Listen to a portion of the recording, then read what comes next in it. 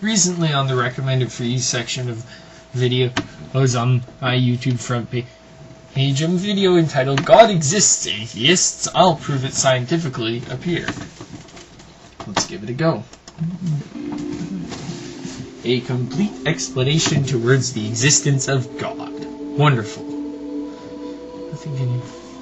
Nothing is where the universe began. Something must have always existed. Stop. Okay. Now this has several fundamental scientific flaws with it. First of all, before the universe began. This assumes that the universe itself actually had some sort of beginning or genesis. Unfortunately, this beginning or genesis would have been before the Big Bang. And to quote Stephen Hawking, trying to ask what happened before the Big Bang is like trying to ask what lies north of the North Pole. The fact is, there is nothing north of the North Pole, and there is nothing before the Big Bang. Or more correctly, there is no such thing as north of the North Pole, much as there is no such thing as before the Big Bang. Extrapolation via general relativity reveals that the initial state of the universe was a singularity of infinite density. This singularity was not just matter either, it was all of space-time compressed into a dimensionless singularity. Therefore, the state of there being before the Big Bang is completely illogical, as before is a temporal concept requiring the existence of time. As space-time were compressed into a dimensionless singularity, time could not exist because time is a dimension. That is, unless the creationists are really to explain how a dimension can exist in dimensionless space, which is much like taking a set without any points and asking to find the distance between two given points in that set. Is eternal. The first law of thermodynamics can refer to cites. Let's hope you can show that with the first law of thermodynamics.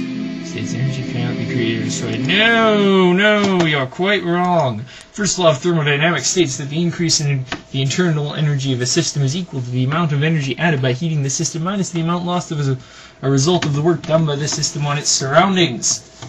So, we've just shown that first law, they use the second law so much, it's odd to see him using the first law, does not say what you claim it says, and this actually undermines you a hell of a lot because you're being intellectually dishonest in saying that says one thing when in fact that it doesn't say anything. No beginning or uncreated and no end. And why this fits in perfectly with the Big Bang in that it did not have to be created as it was always there. There would be no point in time at which it was not there, and no end. Well, that fits perfectly with the heat death of the universe hypothesis. So yes, the universe would be eternal in that there is no point in time at which the universe did not exist. No God needed.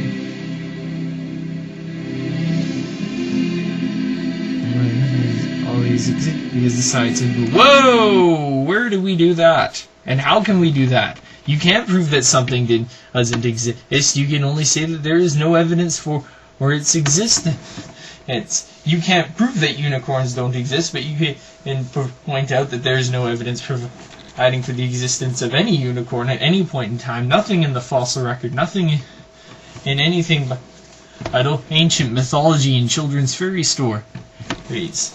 Furthermore, saying that the universe didn't always exist is a complete oxymoron because the universe is defined as everything that exists.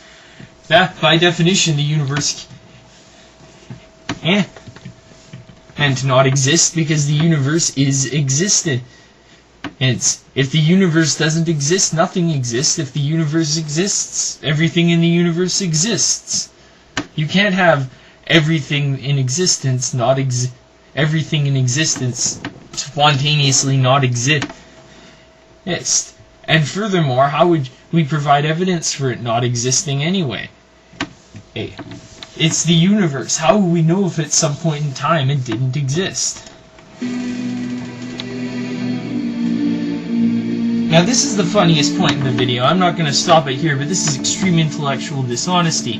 That link leads to a page that does not exist and a study that does not exist. And I'm just going to talk over it's rambling because considering it had to transfer its energy under the trillions of billions of galaxies. Hold on a sec. Now it's fading out, but I'm going to pause it here again. It had to transfer its energy. No, it didn't, because we haven't shown that the universe did not exist at any point. We haven't shown that there was any sort of a genesis, and we haven't shown that it was any sort of being, or that there was any sort of energy transfer ever taking place. Furthermore, the universe is the perfect closed system in that energy cannot enter it or leave it. It is everything in existence. It's by the very law of thermodynamics you are quoting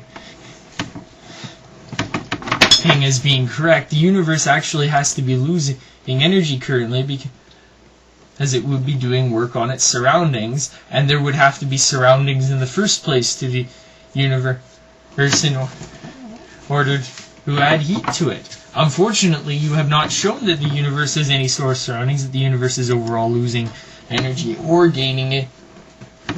Why the universe would not be losing or gaining energy if it did have surroundings to lose or gain energy to, where this energy would come from or go. Oh, and why it is your deity that is doing this in the first place, and not anyone else's deity. Continue. Time check. Sees that right there. That's a bit of a time check. And to the supply, because we didn't know the universe didn't always exist, except the paper you quoted was non-existent, unlike the universe. Listen, we reasonably have two options to discern what was a... Okay, let's go back here, because this is screaming false dichotomy. I'm just going to hold it back here for a second and say, it's not unreasonable to assume that this enormous energy was the creator God.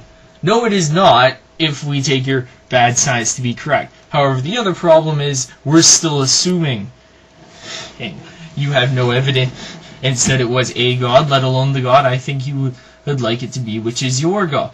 You have no evidence that it was a single God or multiple gods, and you have no evidence that it was even something we'd call a God in the first place. Maybe it was something just with the power to create a universe, but then it had to move on its way. Maybe it was created by the gigantic space duck with an appetite for magnetic fields. Maybe we were all just burped out of a turtle. Well, why do we have to assume that the enormous energy was the creator God? Reasonably have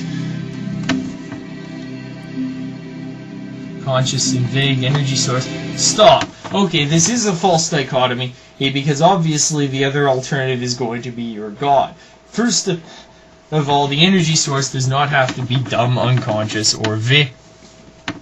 First of all, to be unconscious, the energy source does not have to be dumb, it does not have to be vague. It could be absolutely anything. It could have just been an energy source.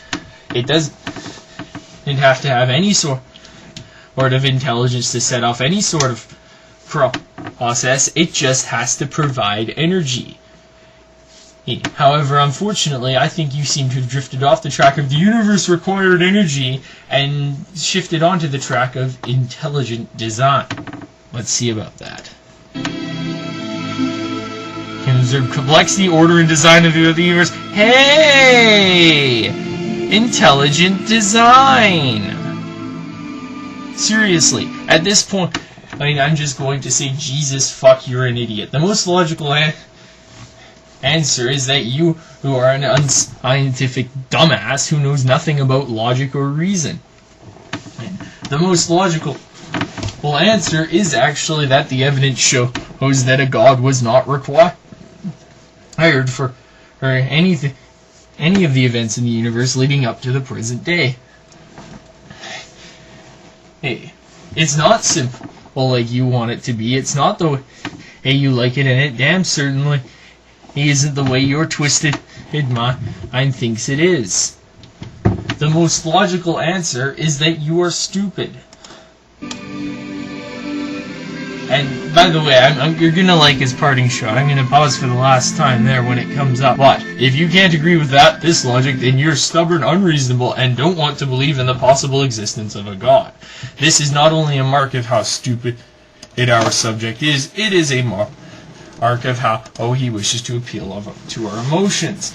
He is so confident in his reasoning that he has to throw in this crap back at us. Obviously, we're stubborn and unreasonable if we don't accept his logic. I mean, it can't be that he got the evidence wrong, or the first law of thermodynamics wrong, or absolutely everything he did wrong. It has to be that we're just idiots. Except that he's an idiot. What was it that Forrest Gump said? Stupid is as stupid does, sir. Anyway, that's it for this one. I'll see you all later, and I will get to Ray Comfort soon. I promise.